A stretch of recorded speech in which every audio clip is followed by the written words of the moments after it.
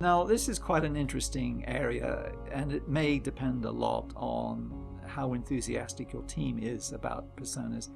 If you've done your job right, if you've sold personas, or if your team is already quite familiar and quite enthusiastic about personas, then you might do some really fun things like getting mugs and coasters printed with maybe the face of the persona on one side and some of the relevant details with respect to your system on the other side. Ditto with mugs, maybe even t-shirts. And one thing that I was quite amused by, and I can actually see this working for some teams, is life-size cardboard cutouts. That's another possibility. So you can actually have a room with your personas kind of standing around in unused corners. I do know of organizations, I have heard of organizations that would actually give the persona a desk, particularly if they were building a system for somebody in-house, then they might actually put all the stuff to do with that persona on the desk just to make that person seem more real. You know, Arthur would always be on holiday, but there's his desk kind of thing. And I should mention, I'll just point out this very last thing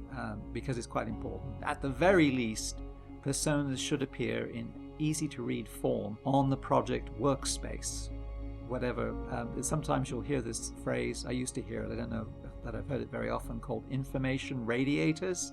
Well, they're what you and I might refer to as walls or partitions. They're the vertical spaces in your workspace, and you would pin important things to that, like all of the backlog for the next cycle and the design maps. So these are things which everybody who's working on the project would actually be able to refer to quite readily. And you might even hand these out in laminated plastic form, just so everybody has easy access to them, for example.